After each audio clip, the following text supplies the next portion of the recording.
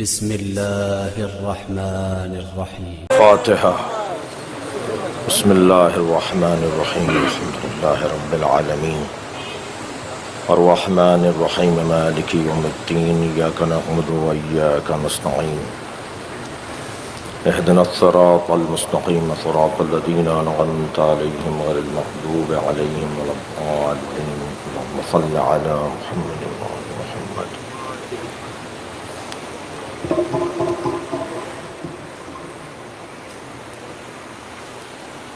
اعوذ باللہ من الشیطان الرجیم. بسم اللہ الرحمن الرحیم.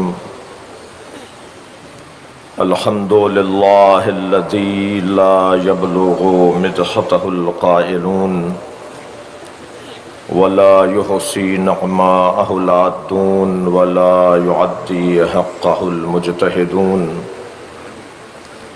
الذي ليس لصفته حد محدود ولا نعت موجود ولا وقت معدود ولا أجل ممدود فطر الخلائق بقدرته ونشر الرياح برحمته. الصلاة والسلام على الرسول المسدد المصطفى الأمجد المحمود الأحمد سیدنا و مولانا و مولا الکونین جد الحسن والحسین وعانی والقاسم محمد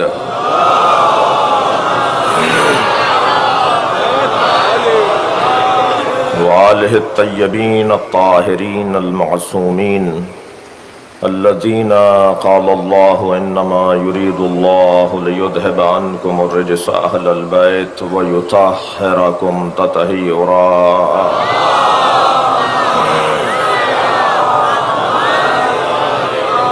ولعنة الله على أعدائهم أجمعين من يوم عداوتهم إلى قيام يوم الدين. أما بعد، قال الحكيم في قرآن الكريم بسم الله الرحمن الرحيم. فمن حاجك فيه من بعد ما جاءك من العلم فقل تعالوا ندعو أبناءنا وأبناءكم ونساءنا ونساءكم وأنفسنا وأنفسكم ثم نبتهل فنجعل لعنة الله على الكاذبين. صلوات.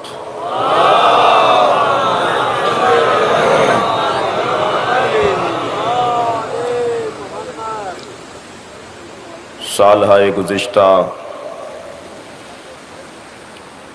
جو عزادار اس مجلس چہلم میں شریک رہے اور اس سال وہ ہمارے درمیان نہیں ہیں، رحلت کر گئے. خاص طور پر سال رواں میں جو مختلف وجوہات پر بہت سے افراد وبا میں رحلت کر گئے، کچھ کسی اور سبب سے رحلت کر گئے.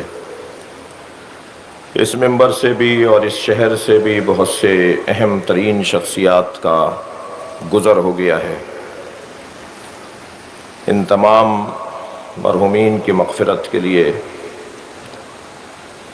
پاک محرم کے بانیان مرحومین کی مغفرت کے لیے بوتراب اسکاؤٹ اور دیگر اسکاؤٹس، حیدری اور دیگر اسکاؤٹس، اسکاؤٹ رابطہ کونسل کے تمام اسکاؤٹس، ان کے مرحومین کی مغفرت کے لیے رحم اللہ من قرأ الفاتحہ. بسم اللہ الرحمن الرحیم. الحمد للہ رب العالمین الرحمن الرحیم مالک یوم الدین ایاک نعبد و ایاک نستعین اهدنا الصراط المستقیم صراط الذین انعمت علیہم. سورہ مبارکہ آل عمران آیت کا نشان ہے 61. اللہ اپنے اس کلام میں ارشاد فرما رہا ہے: فمن حاجک فیہ من بعد ما جاءک من العلم.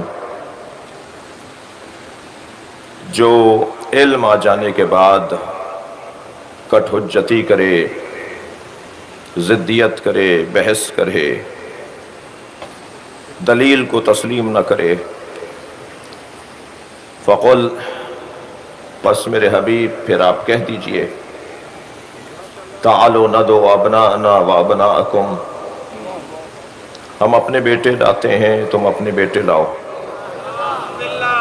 ونساءنا ونساءکم، ہم اپنی بیٹیاں لاتے ہیں، تم اپنی بیٹیاں لاؤ، وانفسنا وانفسکم، ترجمے پر غور کریں گے، ہم اپنے جیسے لاتے ہیں، تم اپنے جیسے لاؤ، ثم نبتہل، ثم نبتہل، اور پھر ہم سب مل کر مباہلہ کریں گے، فنجعل لعنۃ اللہ علی الکاذبین، اور ہم قرار دیں گے جھوٹوں پر اللہ کی لعنت۔ یہ آیہ کریمہ میں نے عشرہ اولیٰ کی مجالس اسی منبر پر اس آیت پر غور کرتے ہوئے مکمل کرنے کی کوشش کی، اگرچہ اپنی کم علمی کا اور وقت کی تنگی کا اور موسم کی نامساعدگی کا احساس آپ سب کو ہے اور مجھے ہے، لہذا ایک پہلو جو اس دور میں رہ گیا اس کی طرف آج کی مجلس میں بہت سے پہلو رہ گئے، جن میں سے ایک پہلو کو آج بیان کرنے کی کوشش کروں گا۔ عزیزان گرامی، یہ تو طے ہے کہ اللہ ضدی کو پسند نہیں کرتا، بات علم کی بنیاد پر ہونی چاہیے، بات دلیل کی بنیاد پر ہونی چاہیے، زدم زدہ میں اور الجھنے والا اور کٹ حجتی کرنے والا اور بحثنے والا اللہ کو پسند نہیں ہے۔ میں اس مبارک اور محترم مجمع سے یہی کہوں گا کہ ہمیشہ یہ قاعدہ اپنا بنا لیجئے کہ یا دلیل ماننی ہے یا دلیل منوانی ہے، دلیل سے ہٹ کر بات نہیں ہونی چاہیے، استدلال سے ہٹ کر گفتگو نہیں ہونی چاہیے۔ تو پہلے ہی مرحلے پہ اللہ ان لوگوں کی مذمت کر رہا ہے کہ جو بحثتے ہیں، مباحثہ کرتے ہیں اور تسلیم نہیں کرتے۔ فمن حاجک فیہ من بعد ما جاءک من العلم، علم آ گیا، دلیل آ گئی، استدلال آ گیا، تو پھر بحث کس بات کی ہے؟ اور اگر پھر بھی کوئی نہ مانے، دلیل نہیں مان رہے، استدلال تسلیم نہیں کر رہے، کوئی اگر نہ مانے تو پھر اس کے ساتھ کیا ہونا ہے؟ اس کے ساتھ پھر کردار کا اور اللہ کے ساتھ اپنے رابطے کا مقابلہ ہونا ہے۔ طے کریں گے کہ پھر اللہ سے قریب کون ہے، پھر طے ہوگا کہ اللہ کی بارگاہ میں سنی کس کی جاتی ہے، پھر طے ہوگا کہ اللہ کس کی سنتا ہے۔ یہ آرزو تو بہت سے لوگوں کی ہے کہ ہمیں ڈائریکٹ اللہ سے بات کرنی چاہیے،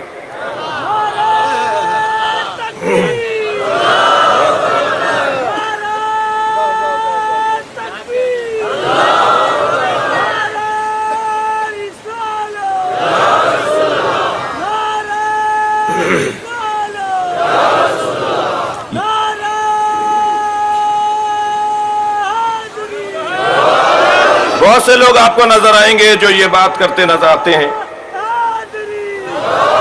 کہ ہمیں اللہ سے ڈائریکٹ بات کرنی چاہیے،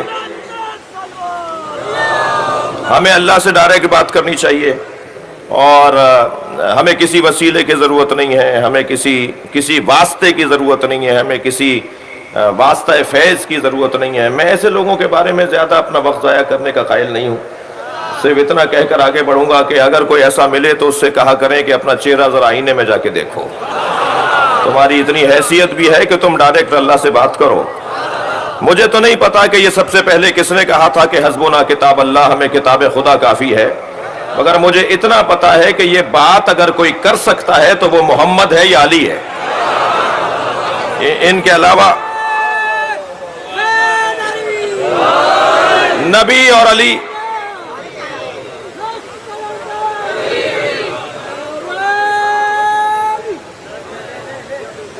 بھئی وقت کی تنگی تو ہمارے پاس ہے، مگر عقیدتوں میں تو کمی نہیں ہے نا، تو ان کا احترام بھی رکھنا ہے اور ان کی عقیدتوں کا اظہار بھی ایسے ہی ہونا ہے۔ اور مجلس بھی یہ پاکستان میں ہو رہی ہے، کوئی کسی عرب ملک میں تو ہو نہیں رہی۔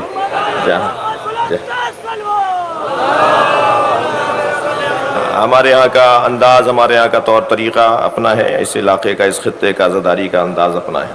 میں ابھی ابتدائی اور مقدماتی گفتگو سے آپ کو چاہتا ہوں میرا ساتھ دیں۔ بات یہ ہے کہ مباہلہ در حقیقت اپنے رب سے تعلق کا اس بات ہے. میرے اللہ سے تعلق کتنا گہرا ہے، میری بات میرا اللہ کیسے سنے گا، میرے کہنے پر وہ کیا کر سکتا ہے.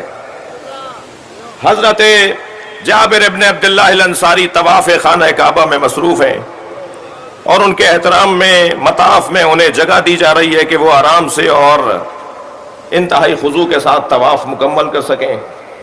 حشام بن عبد الملک گورنر ہے اور وہ بھی مطاف میں ہے، مگر اسے دھکے پڑ رہے ہیں کہ ایک مرتبہ اس نے الجھ کے کہا کہ یہ کون ہے کہ جن کا احترام ہو رہا ہے اور مجھے کوئی کیوں نہیں پہچان رہا جبکہ میں تو گورنر ہوں. تو جواب دیا گیا یہ صحابی رسول حضرت جابر ابن عبداللہ الانصاری رضی اللہ تعالیٰ عنہ ہیں. تو کچھ جگہ بناتا ہوا آگے پہنچا اور کہنے لگا میں گورنر ہوں، کوئی کام کوئی حکم میرے لائق کوئی خدمت ہو تو بتائیے. تو حضرت جابر نے کعبے کی دیوار کو دیکھا اور اس کے چہرے کو دیکھا، فرمانے لگے میں جب اللہ کے گھر میں آ گیا ہوں تو تجھ سے کیوں مانگوں. تو ایسے لوگ ذرا چرب زبان ہوتے ہیں، ذرا زیادہ بولنے کے عادی ہوتے ہیں. میں آپ سے بھی ایک جملہ کہتا ہوا گزروں گا کہ ہمارے جو افسران ہوتے ہیں، ہمارے جو وزراء ہوتے ہیں، ہمارے جو اچھے منصب پر فائز افراد ہوتے ہیں، ان کے لیے ایک بیکٹیریا ہے، ہم لوگوں کے لیے ایک وائرس ہے، فوجیوں کے لیے ایک آفت ہے، پولیس والوں کے لیے ایک پریشانی ہے. ہر فیلڈ کی کچھ پریشانیاں ہیں. میں روحانی پریشانیوں کی بات کر رہا ہوں کیونکہ ممبر روحانیت کی ترجمانی کی جگہ ہے. تو ہر ایک کی کچھ نہ کچھ پریشانیاں ہیں. یہ جو ہمارے افسران ہوتے ہیں ان کی ایک پریشانی یہ ہوتی ہے کہ یہ بولنے کی عادت رکھتے ہیں، سننے کی عادت نہیں رکھتے. تو کسی طرح یہ پریشانی اپنی دور کریں. کہیں تو جائیں مہینے میں، ہفتے میں، 15 دن میں کہ جہاں سنیں بولیں نہیں. اس لیے کہ وعظ اور نصیحت کی ضرورت تو سب کو ہے. کوئی نہیں ہے ایسا کہ جسے نصیحت کی ضرورت نہ ہو، موعظے کی ضرورت نہ ہو. تو یہ کیونکہ بولنے کے بڑے تیز ہوتے ہیں تو کہنے لگا میں اللہ ہی کی خاطر آپ سے کہہ رہا ہوں کہ کچھ مجھ سے مانگیے، کوئی مجھے کام بتائیے، کوئی خدمت بتائیے، میں اللہ ہی کو راضی کرنے کے لیے کہہ رہا ہوں. تو اب حضرت جابر نے جو جواب دیا ذرا سنیے گا. حضرت جابر نے فرمایا آخرت میں کچھ دے سکتے ہو؟ تو منہ لٹکا کے کھڑا ہو گیا، کہنے لگا آخرت میں کچھ نہیں دے سکتا.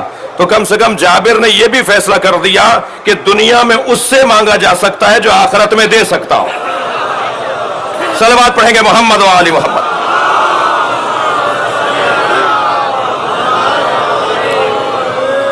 عزیزان گرامی، جو آخرت میں دے سکتا ہو دنیا میں اس سے مانگا جا سکتا ہے. اب ہم اگر اہل بیت سے مانگتے ہیں تو ہمیں نہیں، سب کو یقین ہے کہ آخرت انہی کے ہاتھ میں. مجھے تو رحمانی صاحب عجیب بات لگتی ہے کہ دنیا میں مولا علی افضل نہیں ہے.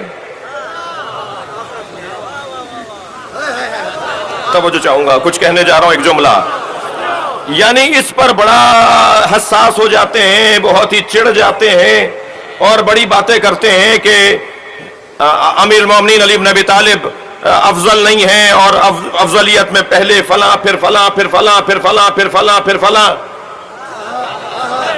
اور علی بہرحال کہیں پر ہیں. تو اور ہم یہ کہتے ہیں کہ بعد از مصطفیٰ اگر کوئی افضل ہے تو علی ہے.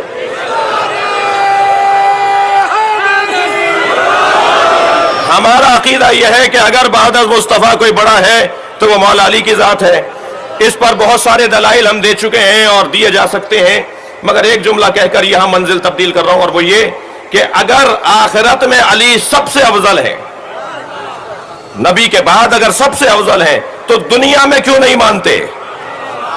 میرے مولا نبی نے ارشاد فرمایا، صحابہ کرام کا مجمع بیٹھا ہوا ہے، حضرت نے ارشاد فرمایا علی محشر میں میرے آگے چل رہا ہوگا وَأَنَا عَلَىٰ أَثَرِهِ، اور میں علی کے پیچھے چل رہا ہوں گا. تو ایک صحابی نے کھڑے ہو کر کہا یا رسول اللہ علی آپ سے آگے چلیں گے؟ علی آپ سے آگے چلیں گے؟ جملہ سنیں گے پھر نعرہ لگا دیجئے گا، یا رسول اللہ علی آپ سے بھی آگے چلیں گے؟ تو میرے مولا نبی نے فرمایا تم نے نہیں سنا مجھ سے؟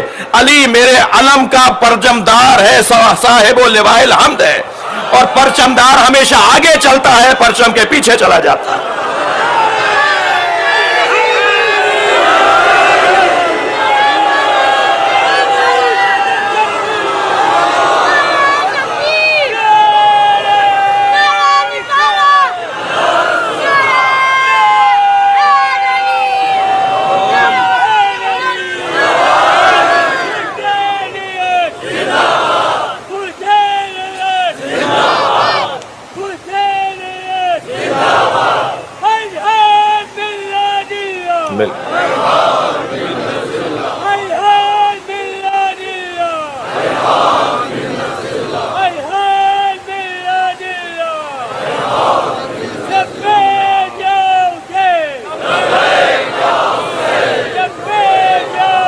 निरंतर सलवात पढ़ें।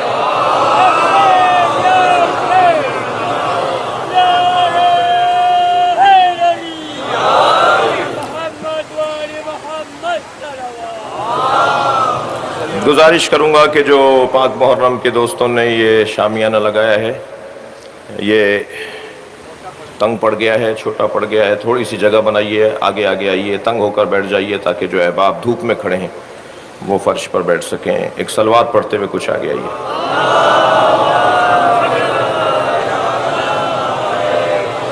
आइए आइए आगे आइए, सलवात पढ़ते हुए आगे।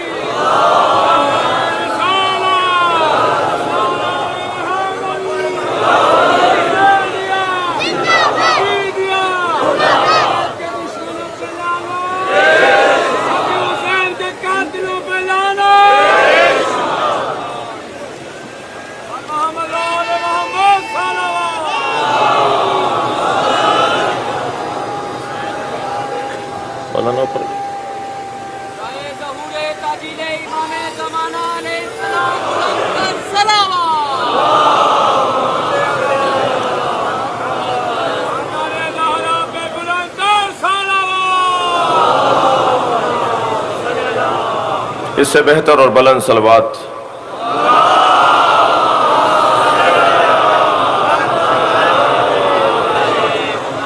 अज़ीज़ान गिरामी, मज़मून बहुत ही रोशन है। बात इस अंदाज से आगे बढ़ेगी कि परवरदिगार आलम ने जो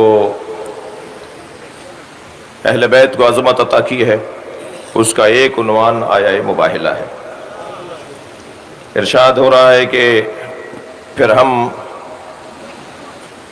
अपने बेटों को लाते हैं, तुम अपने बेटों को लाओ, हम अपनी बेटियों को लाते हैं, तुम अपनी बेटियों को लाओ, हम अपने जैसों को लाते हैं, तुम अपने जैसों को लाओ। फिर मुबाहिला करेंगे और अल्लाह की लानत भेजेंगे उन पर जो झूठे हैं। तो अल्लाह की लानत का असर, अल्लाह से दुआ और उसका असर अल्लाह की बारगाह में, लानत भी खुद एक दुआ है जी। अब वो तवज्जो है हज़रत की। मैं समझता हूँ कि लानत सुनने के बाद किसी को परेशान नहीं होना चाहिए, इसलिए कि अगर वो अहले लानत नहीं होगा तो लानत नहीं आएगी, और अगर वो अहले लानत होगा तो लानत आ जाएगी। मेरे कहने से तो लानत नहीं आएगी ना। मेरा काम तो अल्लाह से दुआ करना है, मेरा काम तो अल्लाह से दुआ करना है। तवज्जो चाहूंगा, मेरा काम, हमारा काम तो अल्लाह से दुआ करना है, और दुआ काम हमारा है, इस्तजाबत उसका काम है, कबूलियत उसका काम है। तो अगर अच्छा ये जहन में रहे कि लानत किसी फसाद को, किसी धमाके को, किसी फायरिंग को, किसी खुदकुश धमाके को नहीं कहते, बल्कि लानत अदम बरकत को कहा जाता है। जब आप किसी पर लानत भेज रहे होते हैं तो अल्लाह से कह रहे होते हैं, या अल्लाह इसकी जिंदगी से बरकत उठा ले। और मैं अगर किसी पे लानत भेजूंगा तो भेजने से तो नहीं जाएगी। कहने लगे जी खुद मारा था और खुद रो रहे हैं। तो नक्कन साहब का बड़ा हसीन जुमला है। नक्कन साहब फरमाते हैं कि अगर फर्ज मुहाल फर्ज कर लेते हैं कि हमने मारा था तो और हम रो रहे हैं, तो हम लानत करके ताल्लुक तोड़ रहे हैं। अगर तुम्हारा ताल्लुक नहीं है तुम भी लानत करो।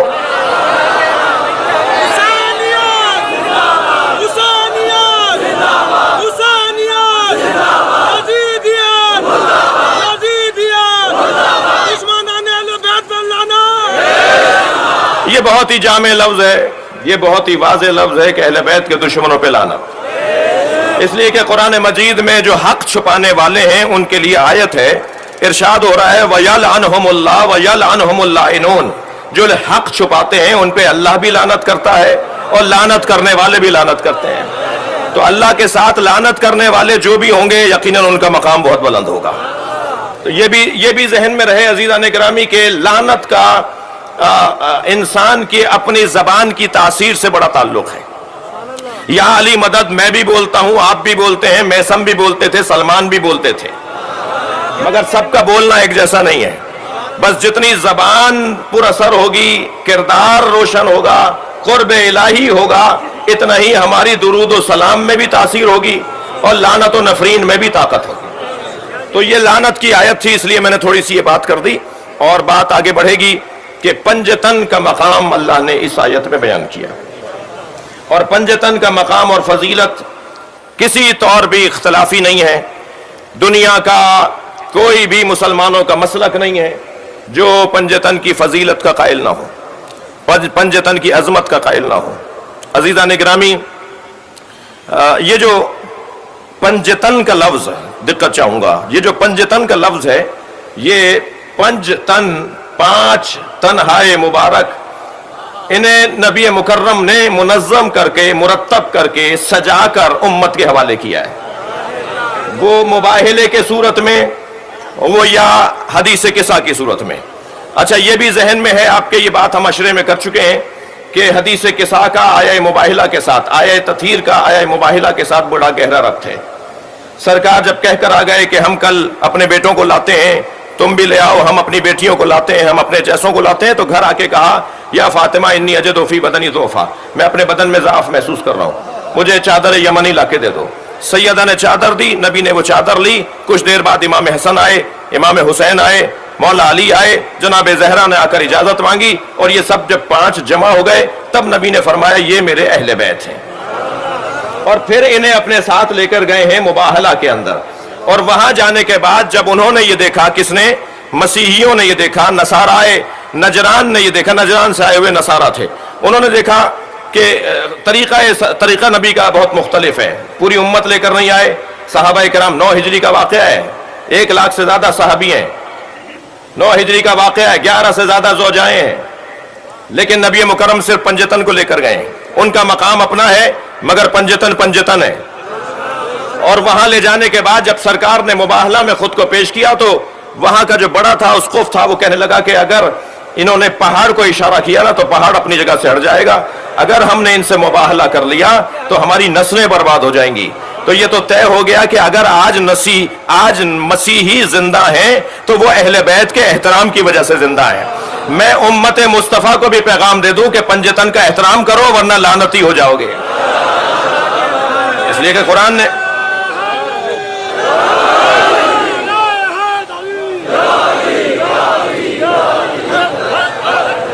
اور عزیزو یہ جو گھر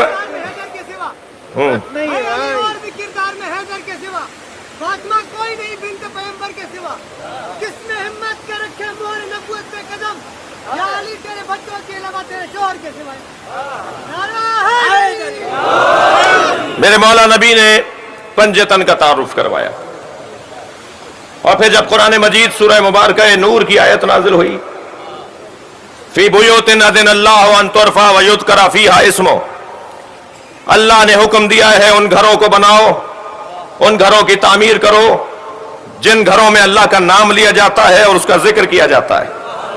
جب یہ آیت نازل ہوئی تو اصحاب مصطفیٰ رضوان اللہ تعالی علیہم نے سرکار سے سوال کیا، یا رسول اللہ، وہ گھر کون سے ہیں جنہیں اللہ بنانے کا حکم دے رہا ہے؟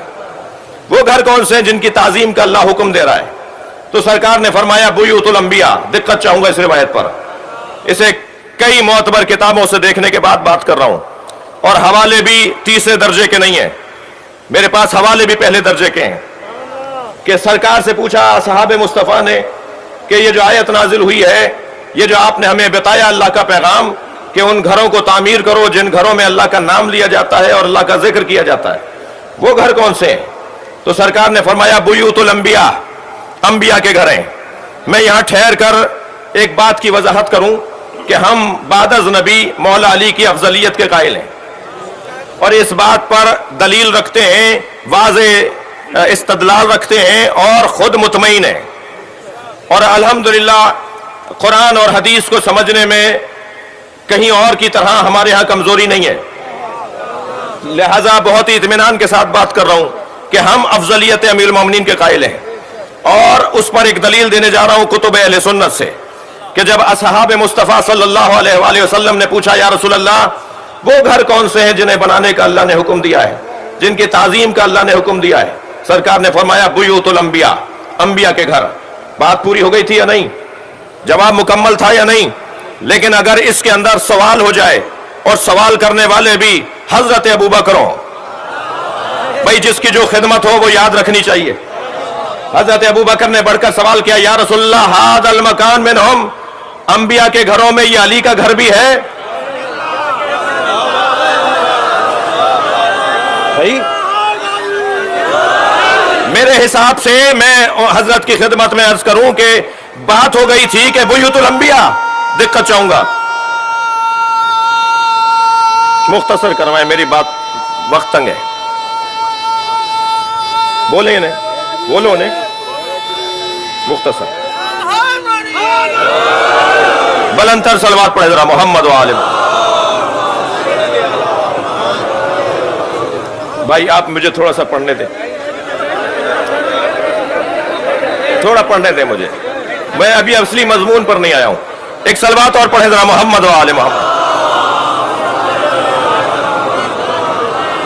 بہت شکریہ، میرے بزرگ ہیں، اللہ ان کو صحت و سلامتی عطا فرمائے. آپ سب کی حفاظت کے لیے بلندتر صلوات پڑھیں.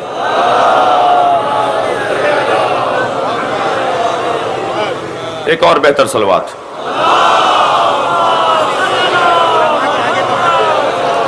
بھائی ہزاروں کا مجمع ہے، اس سے بہتر صلوات.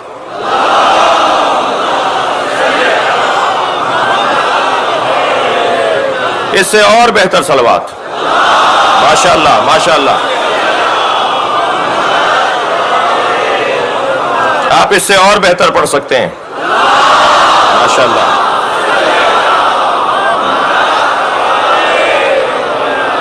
توجہ کر رہے ہیں آپ حضرات؟ حضرت ابوبکر نے فرمایا یا رسول اللہ ھذا المکان منہم، یہ علی اور بطول کا گھر ان گھروں میں سے ہے جی؟ فوراً میرے مولا مسکرائے اور فرمایا نعم من افضلھا، یہ ان سب سے افضل ہے. یہ پنجتن کا گھرانہ، یہ نبی کی آل کی انجمن، یہ سرکار کے بچے قیامت تک ہمارے لیے رہنما. عزیزان گرامی، بنیاد امت بنام مصطفیٰ، اصلاح امت بنام حسین. سرکار دو جہاں نے امت کی بنیاد ڈالی. امت مصطفیٰ مصطفیٰ کے نام پر ہے، اور کلمہ پڑھنے والوں کا کوئی مقام نہیں ہے جب تک کہ ان کے دل میں مقام مصطفیٰ نہ ہو. اگر امت کا کوئی مقام اور کوئی حیثیت ہے تو وہ بنام مصطفیٰ ہے. جسے اقبال نے بھی دو مصروں میں خوب کہا ہے، در دل مسلم مقام مصطفیٰ است، آبرو ماں ز نام مصطفیٰ است. ہماری اگر کوئی حیثیت ہے تو وہ بنام مصطفیٰ ہے. یہ خاکوں کا مسئلہ، یہ عالمی سطح پر توہین کا مسئلہ، یہ مختلف ممالک میں، غیر مسلم ممالک میں نبی کی توہین کی بات، یہ در حقیقت امت مصطفیٰ کو دل آزردہ کرنے کا ایک گھناؤنا اور ایک ناپاک عمل ہے. اس کے لیے ریاستوں کا کام بنتا ہے، حکومتوں کا کام بنتا ہے، جیسے کہ کچھ کوششیں ہوئی ہیں. اور اقوام متحدہ کی تقریر میں جو گفتگو کی گئی، جو وزیر اعظم نے خطاب کیا، اس میں اس مسئلے کو اٹھایا. میں کہتا ہوں کہ صرف اس حد تک ہی اکتفا کرنے نہ کیا جائے، بلکہ بات کو اور بہتر انداز سے، سفارتی انداز سے آگے بڑھانے کی ضرورت ہے. امت کا عنوان سرکار کے نام پر ہے، مگر امت مصطفیٰ کو اگر کسی نے ہدایت عطا کی ہے، اصلاح کی ہے، تو وہ حسین ہے. یہ نبی نے یوں ہی نہیں فرما دیا کہ حسین منی وانا من حسین، حسین مجھ سے ہے اور میں حسین سے ہوں. اس لیے کہ نبی کے نواسے ہونے کے ناطے تو حسین نبی سے ہیں، مگر کلمہ بنام حسین ہے، کلمہ بتوسط حسین ہے. نبی کا کلمہ پڑھا جائے گا اس لیے کہ حسین نے کلمے کو محفوظ کر دیا ہے. کلمے کو اب کسی طرح کا کوئی نقصان ہونے والا نہیں ہے. دین اسلام کو اب کسی طرح کا نقصان ہونے والا نہیں ہے، اس لیے کہ حسین نے اسے محفوظ کر دیا ہے. عزیزان گرامی، یہ جو خواجہ اجمیر رحمت اللہ علیہ نے حقہ کے بنا لا الہ است حسین کہہ کر مصرع مکمل کیا، یہ ضرورت شعری نہیں تھی جو آدھا کلمہ انہوں نے پڑھ دیا. کلمہ تو ہمارا ہے لا الہ الا اللہ. وہ اگر کہتے تو یہ کہتے نا کہ حقہ کے بنا لا الہ الا اللہ است حسین، تو پھر بحر سے نکل جاتا، وزن سے خارج ہو جاتا. تو کیا انہوں نے وزن کو محفوظ رکھنے کے لیے آدھا کلمہ پڑھا ہے؟ نہیں، انہوں نے وزن کو محفوظ رکھنے کے لیے آدھا کلمہ نہیں پڑھا، بلکہ انہوں نے بتایا ہے کہ کلمے کے دو حصے ہیں. ایک حصہ لا الہ ہے، ایک حصہ الا اللہ ہے. جس زمانے میں حسین نے قیام کیا اس زمانے میں الا اللہ تھا، لا الہ نہیں تھا۔ اس زمانے میں نماز پڑھی جا رہی تھی، روزہ رکھا جا رہا تھا، عبادتیں بھرپور ہو رہی تھیں، مگر اللہ کے علاوہ طاقتوں کا انکار نہیں تھا۔ اور نبی مکرم نے جو کلمہ مسلمانوں کو دیا ہے وہ پہلے انکار ہے پھر اقرار ہے۔ لہذا امام حسین نے جو نانا نے کلمہ دیا تھا اس کی اصلاح کے لیے جو قدم اٹھایا اور اپنی جان کا نذرانہ پیش کیا، اس کی بنیاد پر یہ کہا جائے گا کہ امام حسین لا الہ کی جو طاقت، جو تاثیر، جو حوالہ، جو انداز مٹ رہا تھا اسے بحال کیا ہے۔ یاد رہے میرے محترم سننے والوں کو کہ الہ صرف صنم کو نہیں کہتے، بت کو نہیں کہتے، بلکہ الہ الہ قدرت ہے، الہ الہ ثروت ہے، الہ الہ منصب ہے، الہ الہ اجتماع ہے۔ لوگوں کا اجتماع، لوگوں کو اجتماع، اس اجتماع کو جمع کرنے والے کو متکبر بنا دیتا ہے۔ کرسی انسان کو متکبر بنا دیتی ہے، پیسہ انسان کو متکبر کر دیتا ہے، منصب انسان کو فرعون بنا دیتا ہے۔ لہٰذا انہی بنیادوں پر فرعون، نمرود، حامان، شداد نے کہا کہ انا ربکم الاعلی، میں خود تمہارا رب ہوں۔ یہ کیسے کہہ دیا اس نے جبکہ اپنی ناک میں بیٹھی مکھی نہیں جھل سکتا تھا؟ اتنا کمزور انسان کیسے کہہ رہا ہے کہ میں اللہ ہوں؟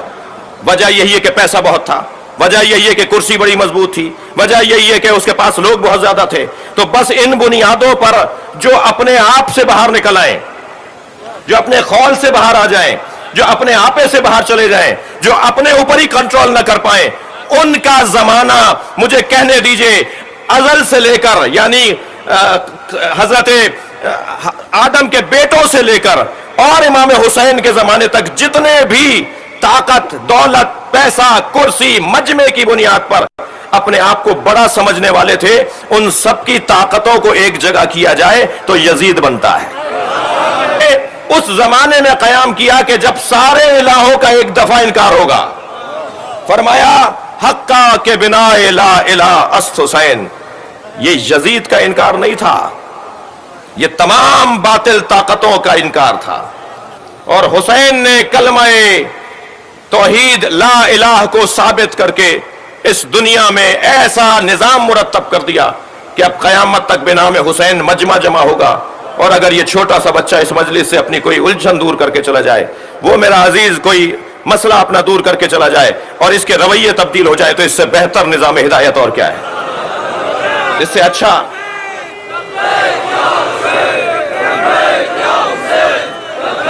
مل کر جواب دے دیجئے۔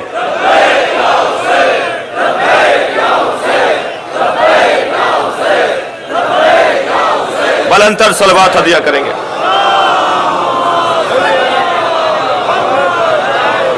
عزیزان گرامی، مجھے بہت کچھ کہنا ہے، بڑے پیغامات ہیں، اور آپ کی خدمت میں کچھ اپنی مصائب کے بیان سے بھی نوکری اپنی ادا کرنی ہے۔ کربلا، قربانی حسین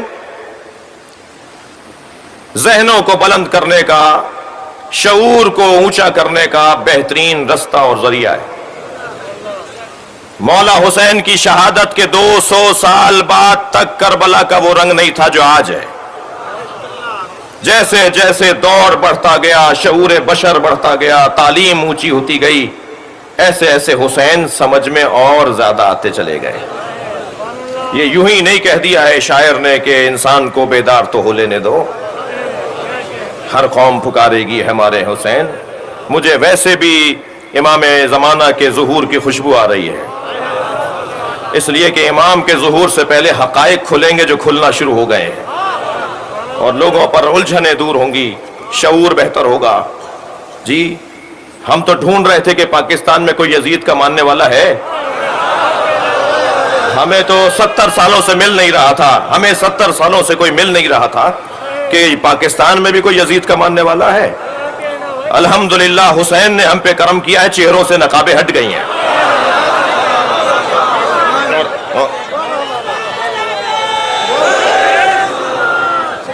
توجہ چاہوں گا۔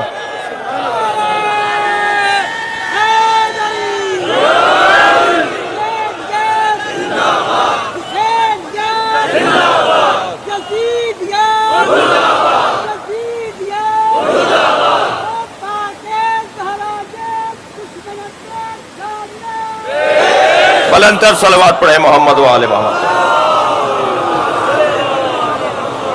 अजीज़ान गिरामी, मुझे आपको अंदाज़ा हो रहा होगा कि आज की मजलिस की अहमियत, और यूँ तो हर मजलिस की अहमियत है, मगर ये चेहलूम है, ये चेहलूम से पहले की मजलिस नहीं है। तो इस एतबार से इसकी अहमियत हदीस के एतबार से भी, आइम्मा की तालीमात की रोशनी में भी, 40 के दिन इमाम को सलाम करना मोमिन की निशानियों में से है। तो ये आप जो मजलिस में बैठे हैं, आप सलाम करने आए हैं। ज़ियारत 40 ज़ियारत मसनून अपनी जगह पर है, मगर ये जो हमारा तरीक़ा है ये भी ज़ियारत है, ये भी इमाम को सलाम करने के लिए मजमा जमा है। और मोमिन की चंद निशानियों में से एक निशानी चेहलुम के दिन हुसैन को सलाम करना है। तो जहन में रहे कि इमाम हुसैन ने शऊर को हमारा बुलंद किया है, और बसीरत बढ़ाने की ज़रूरत है अजीज़ों। बसीरत कहते किसे हैं? मुझे 2-4 मिनट दे दीजिए इस बात को रोशन करने के लिए। ये लफ्ज़ बहुत सुना गया है, बहुत बोला जाता है, बसीरत कहते किसे हैं? पहले तो एक जुमला कह दूं कि जो चश्मे सर से देखता है वो साहिब बसर होता है, और जो चश्मे जान से देखता है वो साहिब बसीरत होता है। जब हमारी आंखें, दिल की आंखें खुलना शुरू हो जाएं, जब हमारे अंदर से नजर आना शुरू हो जाए, तो ये बसीरत का उन्वान होता है। और आंखें तो बहुत सारी चीजें देखती हैं, और नबी से भी अल्लाह ने कहा कि ऐ मेरे हबीब, तुमने नहीं देखा कि ये तुम्हें देखते हैं जी, और तुम्हें पहचानते नहीं है। तो देखना और है, पहचानना और है।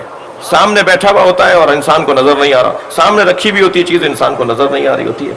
तो वो जो दिल की आंखें हैं उसको बसीरत कहा जाता है। बसीरत अजीज़ान गिरामी हासिल करना आज हर दौर से ज्यादा जरूरी है। अपने फहम को बुलंद करना, ये अखबार की सुर्खियां पढ़कर नजरिया बनाना और बात है, नहजुल बलागा पढ़ के नजरिया बनाना और बात है। हमें अखबार की सुर्खियों से नजरिया नहीं बनाना, बल्कि कुरान और मौला अली के कलाम पढ़कर अपने नजरिए बनाने। तो हम वो कैसे, क्या करें कि हमारी अंदर की आंखें खुल जाएं, हमारी दीद साहिब बसीरत हो जाए? क्या करें? मौला अली ने हमें 3 नुस्खे दिए हैं कि ये 3 तरीके अपना लो, तुम साहिब बसीरत हो जाओगे। सबसे पहला तरीका जो मौला अली ने इरशाद फरमाया, हजरत फरमाते हैं कि मन समया व तफक्करा, जो सुने और सोचे। क्या करना है? 3 काम करने हैं। सुनना है, और सुनने के बाद बोलना नहीं है, सोचना है। पहला मरहला मन समया सुम्मा तफक्का, मन समया व तफक्करा, सुनो और सोचो। सुनने के बाद फौरन जवाब नहीं दो। जल्दी बोलने वाला, उजलत से काम लेने वाला, समझ न रखने वाला जब बोलेगा गलत बोलेगा। तो सुनने के बाद फिक्र करनी है, सोचना है। व नदरा व अबसरा, और देखने के बाद गौर करना। हर चीज को देखकर फौरन अपनी आंखों पर एतबार न कर लेना। जो चीज नजर आ रही है जरूरी नहीं है कि वही हो। सुम्मा नदरा व अबसरा, मौला अली फार्मूला दे रहे हैं कैसे बसीरत बढ़ेगी, कैसे दिल की आंखें खुलेंगी। पहले तो सुनो और फिर सोचो, फिर देखो और फिर समझो। बहुत सारी चीजें होती हैं जो हम देख रहे होते हैं, मगर वो हमें कुछ और नजर आती हैं, होती कुछ और है, और नजर कुछ और आती हैं। हमें नजर कुछ और आती है, होती कुछ और है। दूर से आप शराब को देखते हैं, पानी नजर आता है, करीब जाते हैं पानी नहीं होता। ये पंखा जो घूम रहा है ऐसा लग रहा है जैसे कोई थाल घूम रहा हो, जबकि 3 पर है, थाल नहीं है। आग के अंगारे को आप दायरे के अंदर घुमाना शुरू करें, आपको आग का एक व्हील और पहिया नजर आएगा, जबकि वो आग का पहिया नहीं है। तो हम देख कुछ और रहे हैं और है कुछ और। तो मासूम इरशाद फरमा रहे हैं कि खबरदार, देखने के बाद ये सोचना कि जो देख रहा हूं वही है। 2 साल तक हमें शर्मिंदा करते रहे कि राजा बाजार जुलूस के शुरका ने मदरसे पर हमला किया, तालिब इल्मों को मार दिया, कुरान जला दिया, हमें शर्मिंदा करते रहे। अजीजान गिरामी, साहिबान बसीरत का मजमा है। हम खबरें पढ़कर नजरिया नहीं बनाते, हम सब्र करते रहे, गिरफ्तारियां देते रहे, परेशानियां उठाते रहे, और फिर चंद सालों के बाद पाक फौज, जिसको मैं जिंदाबाद के नारे लगवा रहा हूं गुज़िश्ता 11 मुहर्रम से, और उन्होंने बताया कि साहब उसी मसलक के लोग थे जिन्होंने काले कपड़े पहने हुए थे और मदरसे में घुसकर उन्होंने अपने तालिब इल्म मारे, कुरान जलाया और इल्जाम लगाया अज़ादारों पर और आशूर के जुलूस में शुरका पर। میں آپ کو ایک اور بشارت دے دیتا ہوں، یہ جو ابھی 10 محرم کو رات 10 بجے FIR کٹی، اس کے بعد 3 محرم کو جو واقعہ پنڈی میں ہوا، اور اس کے بعد پھر 11 محرم کو اس کے اوپر ایکشن لیا جاتا ہے. اگر یہ واقعہ 4 محرم کو ہوا تھا تو پھر غصہ تو 5 محرم کو آنا چاہیے تھا. یہ انتظار کیوں کیا جا رہا تھا عاشور گزرنے کا؟ اور پھر خیر جو کچھ ہوا، اور یہ جو واقعہ ہوا ہے یہ بھی کچھ مدت کے بعد کھلے گا کہ اس کے پیچھے سازشیں کیا تھی. سازشوں کی لمبی لمبی قطاریں ہیں اور لمبی لمبی دلیلیں ہیں. میں ان سب کو چھوڑ کر نتیجے کی طرف جاتا ہوں، اور نتیجہ یہ ہے کہ یہ منتخب اور منتصب مجمع، یہ پاکستان کا ایک بہت بڑا اجتماع جو اس وقت کراچی کے مرکزی مجلس کے اندر ہو رہا ہے، یہ سارا مجمع پورے پاکستان کے شیعوں کی طرف سے اور پورے پاکستان کے سنیوں کی طرف سے یہ کہنا چاہتا ہے کہ پاکستان کو اسرائیل تسلیم کرنے نہیں دیں گے. لبیک یا حسین،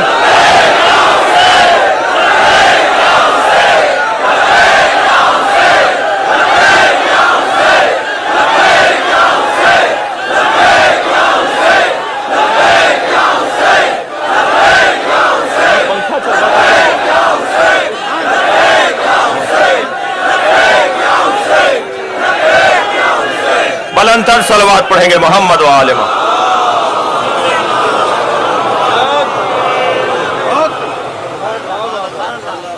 میرے مولا علی بصیرت عطا کر رہے ہیں. سنو اور سوچو، دیکھو اور پہچانو. اور اس کے بعد تیسرا فارمولہ، وانتفع بالعبر. صاحب بصیرت وہ ہوتا ہے جو تاریخ سے عبرت حاصل کرتا ہے. خبردار، ہم جنگ جمل دوبارہ نہیں ہونے دیں گے. خبردار، ہم جنگ صفین دوبارہ نہیں ہونے دیں گے. خبردار، دماغ سے نکال دو، علی آج اکیلا نہیں ہے.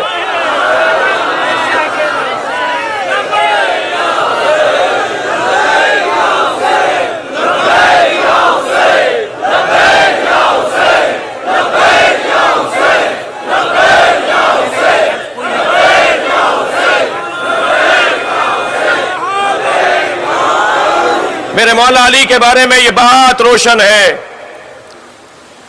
کہ میرے مولا تاریک رستے پہ قدم نہیں رکھتے.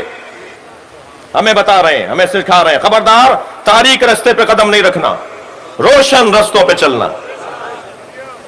بصیرت کا ایک عنوان جو علی عطا کر رہے ہیں، اپنے رستوں کو تاریک نہ ہونے دو، پانی کو گدلا نہ ہونے دو، معاملات کو مخلوط نہ ہونے دو، چیزوں کو مکس نہ ہونے دو، صاف شفاف ماحول رکھو. یہ ہے صاحبان بصیرت کی ایک روش. عزیزان گرامی، 70 سالوں میں بہت کچھ نہیں ہوا. ایک عرب ملک کا سفیر گزشتہ 1 مہینے میں 34 ملاقاتیں کرتا ہے، غیر سرکاری اور غیر ریاستی اداروں سے ملاقاتیں کرتا ہے، لوگوں سے، شخصیات سے ملاقاتیں کرتا ہے. مجھے تو تعجب ان لوگوں پر ہے کہ جو عقیدت مند لوگ ہیں کہ وہ کیسے بہکاوے میں آ گئے. تمہیں یہ یاد آ گیا کہ 3 محرم کو پنڈی میں جو ہوا وہ 70 سالوں میں نہیں ہوا. غلط کہتے ہو. اس ملک میں خلافت کے موضوع پر مناظرے ہوئے، فتح کے موضوع پر مناظرے ہوئے. پہلی دفعہ کب ہوا ہے؟ اس ملک کے اندر مناظروں کی ایک طویل ریکارڈ موجود ہے، وہی نہیں 70 سالوں میں ہوا ہے.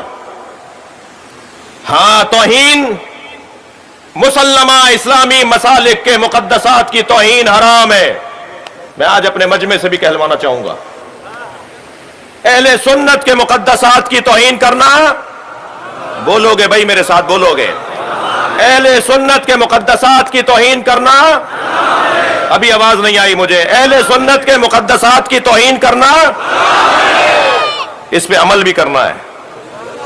یہ صرف نعرہ نہیں لگانا ہے، اس پہ عمل بھی کرنا ہے. خبردار، خلفائے ثلاثہ امہات المومنین کی توہین نہیں ہوگی، اور اگر کسی نے کی ہے اور کر رہا ہے اور کرے گا تو ہم اس کے ساتھ نہیں کھڑے. اور خلفائے ثلاثہ میں حضرت عثمان بنی امیہ میں سے ہیں. یہ سوچتے ہوئے جملہ سنیں کہ ہم خلفائے ثلاثہ اور امہات المومنین کیونکہ मुक़द्दसात अहले सुन्नत हैं, उनकी तौहीन करना हराम समझते हैं। हमारे फुक़हा का फतवा है। मगर याद रहे, बनी उमैया की ताज़ीम हम नहीं करेंगे।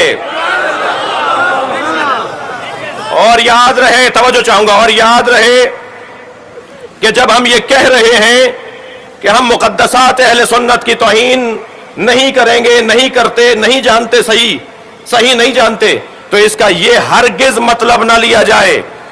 पाकिस्तान के मरकजी अशरे की मरकजी मेंबर से बात कर रहा हूं, ये हरगिज मतलब ना लिया जाए कि आप फदक का वाकया बयान नहीं करेंगे। हम करेंगे। हम खिलाफत बिला फस्ल अली इब्न अबी तालिब को बयान करेंगे। हम मौला अली की अफजलियत को बयान करेंगे।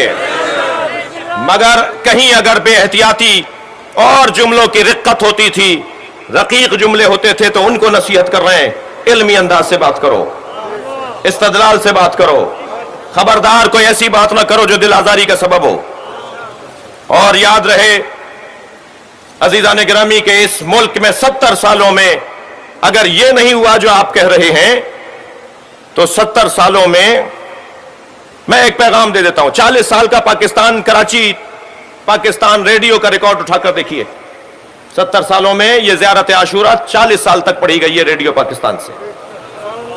ठीक है, मैं अपने बच्चों से कहूंगा कि कोई वाजिब नहीं है कि आप ज़ियारत आशूरा ही पढ़ें, ज़ियारत वारिसा पढ़ लीजिए, ज़ियारत नाहिया पढ़ लीजिए।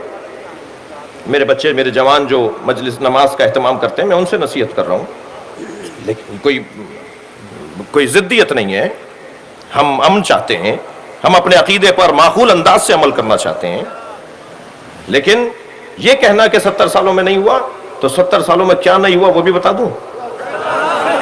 70 सालों में बेगुनाह बेखता हजरत फलां, मैं तो इस मेंबर पे नाम नहीं लेना चाहता, बेगुनाह बेखता हजरत फलां का नारा लगा इस मुल्क में, 70 सालों में नहीं हुआ। सियासत फलां जिंदाबाद का नारा इस मुल्क में लगा, 70 सालों में नहीं हुआ। जब तुम सियासत फलां जिंदाबाद कहते हो, तो फिर सियासत अली को क्या कहते हो? क्योंकि वो सियासत अली की सियासत के सामने थी। 70 सालों में यह भी नहीं हुआ कि जनाब ज़हरा को खता पर कहा जाए। 70 सालों में बहुत सारे काम नहीं हुए। खुदा के वास्ते अपने अंदाज को बेहतर कीजिए। हम किसी से ये बात न डर के दबकर कर रहे हैं, और ना ही हम कोई फसाद और फिरकावारियत फैलाना चाहते हैं। ये मुल्क एक सुन्नी ने सोचा था, शिया ने बनाया था। अल्लामा इकबाल इसके मुफक्किर हैं, कायद आजम इसके बानी हैं। ये सुन्नियों ने और शियों ने मिलकर बनाया है।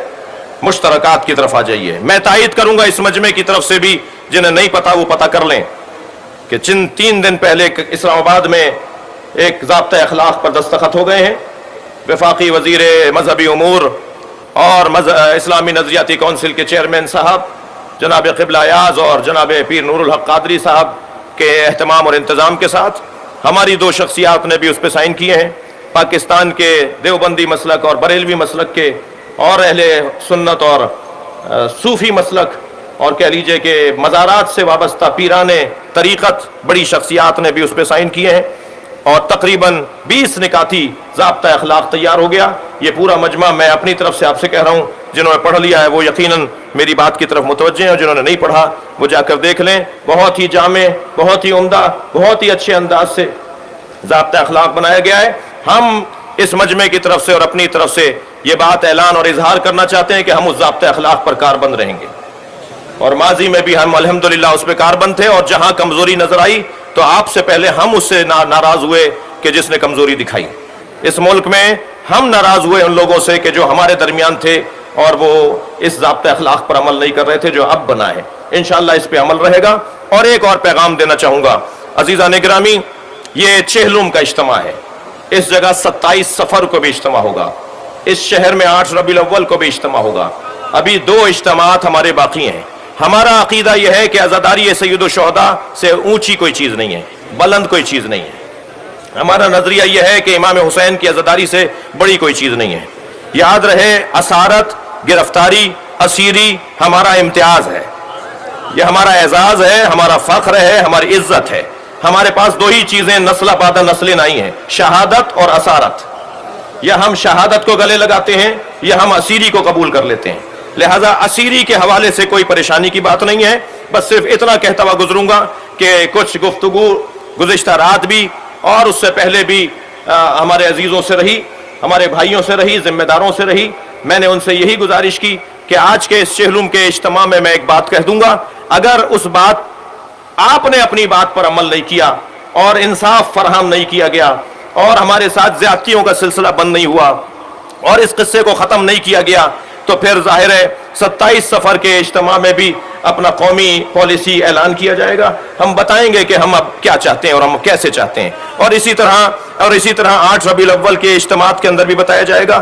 لہٰذا مجھے یقین دلایا گیا ہے، مجھے بتایا گیا ہے کہ انشاءاللہ معاملات بہتری کی طرف ہوں گے اور بہتر ہو جائیں گے. میں اعتبار کر رہا ہوں، اعتماد کر رہا ہوں.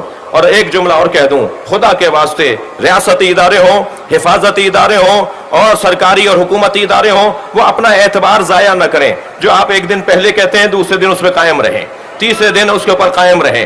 یہ نہ ہو کہ میٹنگ میں آپ نے ایک بات کہہ دی، گفتگو میں آپ نے ایک بات کہہ دی، 4 دن بعد آپ نے نوٹیفیکیشن تبدیل کر دیا، ایک اور لیٹر جاری کر دیتے ہیں کہ وہ جو بات ہوئی تھی ہم نہیں مانتے. تو جیسے آپ نے میٹنگ میں بات مانی تھی ایسے ہی بلا کر بات کو رد کریں نا. یہ کیا بات ہوئی کہ آپ جب یہ گھروں کو چلے گئے تو ایک لیٹر بھیج دیا کہ ہم نہیں مانتے. اس سے آپ کا اعتبار گر رہا ہے. میں آپ سے ہمدردی کر رہا ہوں، میں آپ سے پیار کر رہا ہوں. یہ ہمارا ملک ہے، یہ ادارے ہمارے ادارے ہیں.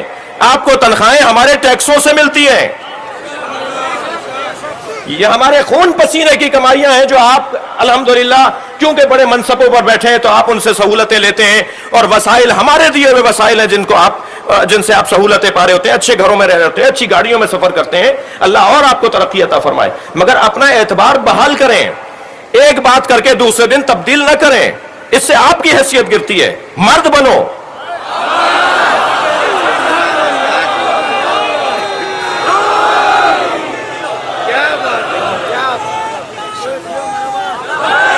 بھائی ایک منٹ رکیے، میں ایک بات کہہ دوں پھر لبیک یا حسین آپ کہیں گے. بھائی بات اتنی ہے کہ ہمارے ساتھ اس ملک میں اس پرانے یہ جو گزشتہ مہینے میں ہوا، اس میں ہمارے ساتھ بہت زیادتیاں ہوئیں. ہاں میں احسان مند ہوں، کچھ فرصت ملے تو میں اپنے 2-3 ان دوستوں کو کوئی قالین کا گفٹ بھیجوں گا، کوئی اچھا گفٹ بھیجوں گا انہیں جنہوں نے مجھے اس کراچی میں گالیاں دیں. تو انہوں نے تو میرے اوپر مہربانی فرمائی، اور ہم نے تمام دوستوں سے اور پوری امت سے، ملت سے، آپ سے ہاتھ جوڑ کر گزارش کی کہ کوئی چپتا ہوا جملہ، کوئی تکفیری جملہ، کوئی آپ کے مقدسات کی توہین، کوئی آپ کے عالم کی توہین، کوئی بھی ایسا جو آپ کو جملہ اکسا رہا ہو اور جذباتی کر رہا ہو، اس کا جواب ضرور دیجیے گا. جواب دیے بغیر آگے نہ بڑھیے گا. مگر جواب میں بتا رہا ہوں آپ کو، جواب آپ 3 جملوں میں دیں گے. سب سے پہلا جملہ حسینیت، اس سے بلند آواز آنی چاہیے، حسینیت. پہلا جواب، ہر حملے کا پہلا جواب، ہر حملے کا پہلا جواب، ہر چپتے جملے کا پہلا جواب حسینیت، یزیدیت، یزیدیت. اتنا بولو کہ چاہنے والے یہی مر جائیں. یزیدیت، یزیدیت، پاکستان، پاکستان.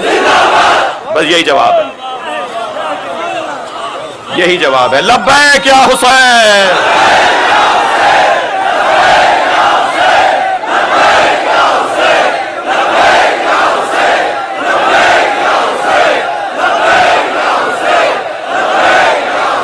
بلندتر صلوات.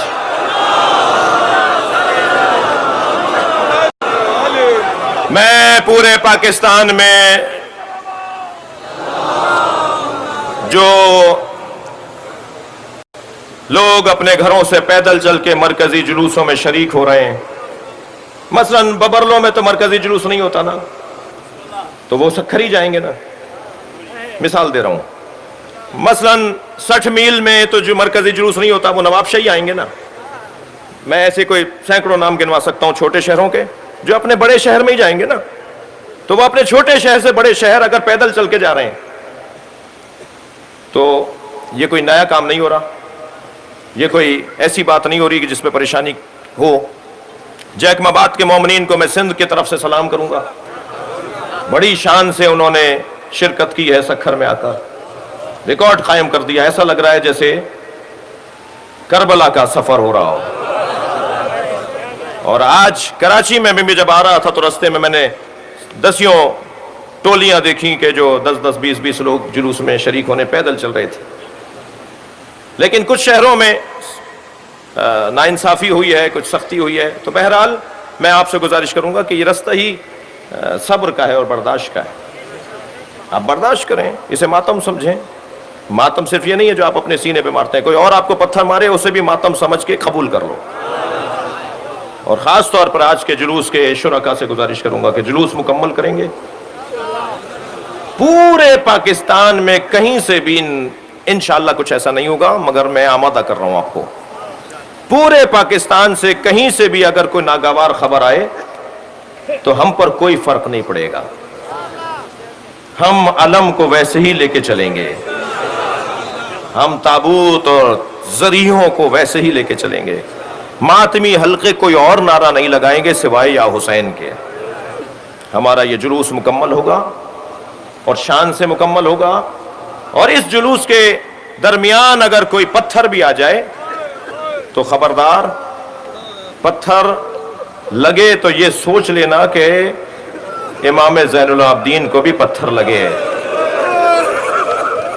اجرکم اللہ. پتھر لگے تو یہ سوچ کر یا حسین بولنا کہ جناب زینب کو بھی پتھر لگا. اجرکم اللہ. میں دعا گو ہوں اہل سنت علماء جو مجلس میں شریک ہوئے، چلیے اپنے ذہنوں کو ذرا، قافلہ آزاد ہو رہا ہے. میں غور کرتا تھا مولانا کہ چہلم کی مجلس میں اتنا گریہ کیوں ہوتا ہے.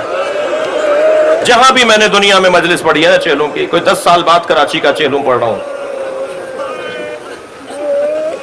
میں نے عجیب رنگ دیکھا ہے چہلم کے مجلس میں.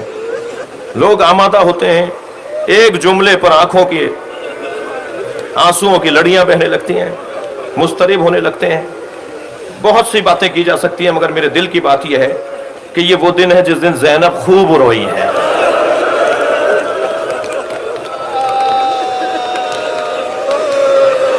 اجرکم اللہ، اجرکم اللہ. تکلف کر کے نہیں روئیں گے. جو جہاں بیٹھا ہے اپنی آواز کو آزاد کرے گا. بھرپور انداز سے گریہ ہونا ہے. چہلم زینب کے گریے کا دن ہے، اس لیے کہ جب بی بی روتی تھی نا تو تازیانہ آتا تھا. یا بی بی اس لیے نہیں روتی تھی کہ اگر زینب روئیں گی تو ام رباب کے لیے کون سہارا بنے گا، اگر زینب روئیں گی تو بی بی ام لیلہ کے لیے کون سہارا بنے گا. اور رونے والوں ایک جملہ سن کے ذرا دل پر لے جانا، ایک رونے والی تو زندہ ہی نہیں رہی.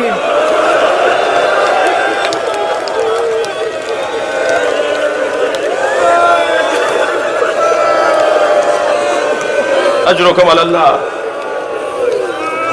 امام سجاد سے یزید نے کہا ہم آپ کو آزاد کرتے ہیں، جائیے اپنے وطن واپس چلے جائیے. امام نے فرمایا میں اپنی پھوپھی زینب سے پوچھوں گا. عزادارو، ہارنے اور جیتنے کا مفہوم دیکھیے کیسے روشن ہوا. جناب زینب سے آ کر کہا پھوپھی اماں یزید ہمیں رہا کر رہا ہے. فرمایا مجھے رہائی نہیں چاہیے، میری 3 شرطیں. جو شرطیں منواتا ہے وہ جیتتا ہے، جو شرطیں مانتا ہے وہ ہارتا ہے. میری بیوی نے فرمایا میری 3 شرطیں. میری پہلی شرط تو یہ مجھے گھر چاہیے جہاں میں اپنے حسین کا ماتم کروں. مجھے ایک گھر چاہیے. میں شام سے ایسے نہیں جاؤں گی جب تک کہ شام کے لوگوں کو بتاؤں نہیں کس کو مارا ہے. میری دوسری شرط یہ ہے کہ ہمارے تبرکات واپس کیے جائیں. عزادارو، یہ جملہ میں جلدی سے بول کر جا سکتا ہوں لیکن ذرا سن لیجئے. تبرکات تھے کیا جو بی بی نے مانگے تھے؟ سنیں گے عزادارو، سنیں گے. وہ تبرکات تھے کیا جو بی بی نے مانگے تھے؟ وہ سکینہ کے گوشوارے، وہ بیویوں کی پازیبیں، وہ بیویوں کے زیورات، وہ زینب کی چادر.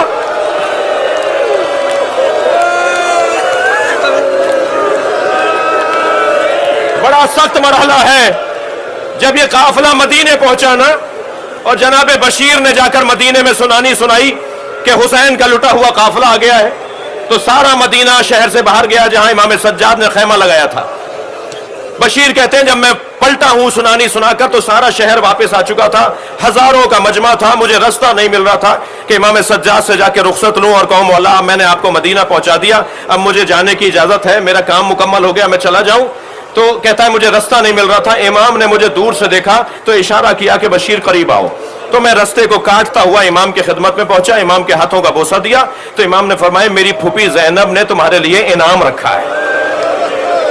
ये कहकर खैमे में गए और खैमे से एक रुमाल बंधा हुआ लेकर आए, एक छोटा सा रुमाल, एक पुटलिया, एक बंधा हुआ रुमाल लेकर आए। कहने लगे, बशीर कहते हैं इमाम ने वो रुमाल मुझे दे दिया जिसमें कुछ बंधा हुआ था, रश बहुत था, मजमा बहुत था, मैं वहां खोल कर नहीं देख सका। इमाम को सलाम किया, अदब किया और मैं चला गया। दूर जाके जब मैंने उसे खोला तो बीबियों के जेवरात थे। मैं कहूंगा करबला के जालिमों से, तुमने सकीना से गोशवारे मांग लिए होते।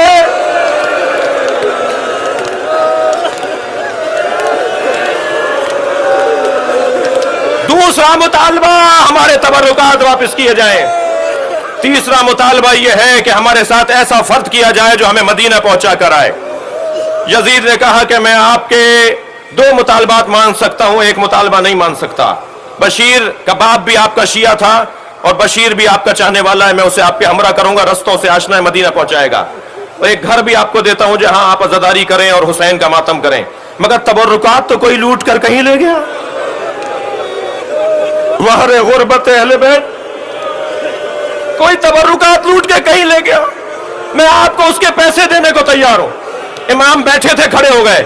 इमाम ने फरमाया तेरे पास वो पैसे कहां हैं जो ज़ैनब की चादर के बदले में दे सके? अज़ादारों, घर मिला, मेरी बीबी मातम कर रही है, शाम की औरतों को करबला से आशना कर रही हैं। दूसरे दिन तबर्रुकात आना शुरू हुए, बहुत सी चीजें वापस आई, सरों पर सर आए, शहीदों के सर आए। एक गठड़ी लाके रख दी गई, कहा ये क्या आया है? कहा ये बीबियों की चादरें वापस आई हैं। अब जनाब ज़ैनब ने गठड़ी खोली तो एक चादर को देखकर कहा भाभी उम्मे फरवा आपकी चादर आ गई है। दूसरी चादर को देखकर कहा उम्मे लैला आपकी चादर आ गई है। फिर आवाज देकर कहा बहन उम्मे कुलसूम आपकी चादर भी आ गई है। बहुत रोली है अज़ादारों, ये जुमला भी सुन लीजिए। एक छोटी सी चादर बंद आ गई, मेरी बीबी ने चादर उठाई, कब्रे सकीना पर फैला दी। सकीना उठो, अजरो कमल अल्लाह, अजरो कमल अल्लाह। गिरिया हो गया, एक मंजिल और ले लीजिए। मेरी बीबी आमादा हो गई कि अब हम शाम से मदीना जाएंगे। इमाम सज्जाद ने फरमाया फूफी अम्मा महमिलें तैयार हैं। जनाब ज़ैनब ने बाहर आकर देखा तो क्या देखा कि महमिलों पर रंगीन कपड़े लगे हुए हैं। मेरी बीबी ने फरमाया नहीं ज़ैनुल आबिदीन, मैं इन महमिलों में नहीं बैठूंगी। इजअलूहा सौदा हत्ता यालम अन्नास नहनु फी अज़ाए औलाद ज़हरा। इन रंगीन कपड़ों को तब्दील करवाओ, काले कपड़े लगवाओ, ताकि जहां जहां से काफिला जाए लोग समझ जाएं हुसैन के आज़ादार जा रहे हैं। इमाम सज्जाद ने उन रंगीन कपड़ों को तब्दील करवाया। महमिलें तैयार हुई, बीबियां बैठना शुरू हुई। इमाम सज्जाद ने पूछा फूफी अम्मा क्या सारी बीबियां बैठ गईं? फरमाया भाभी रबाब नजर नहीं आ रही। अज़ादारों गिरिया आपने बहुत कर लिया, ये आखिरी रिवायत सुना रहा हूं। भाभी रबाब नजर नहीं आ रही। इमाम सज्जाद ने फरमाया मुझे मालूम है मेरी माँ कहाँ है, मगर अम्मा मैं अकेला नहीं ला सकूंगा, मेरे साथ सब चलो। आगे आगे इमाम सज्जाद, पीछे पीछे बीबियां। जिंदाने शाम में कदम रखा, क्या देखा? जैसे कोई माँ अपने बच्चे को गले लगाए हो, ऐसे जनाबे रबाब ने कब्रे सकीना को गले से लगाया। जनाबे ज़ैनब ने आवाज दी भाभी काफिला तैयार हो गया, तो कांपती हुई आवाज में बोली मेरा मदीने में कौन है? मेरा वाली करबला में, मेरी बच्ची अकेली है, मातम हुसैन। आप हमारे लेटेस्ट वीडियोस के बारे में जानना चाहते हैं तो हमारे चैनल को सब्सक्राइब करें और बेल आइकन को प्रेस करें। शुक्रिया।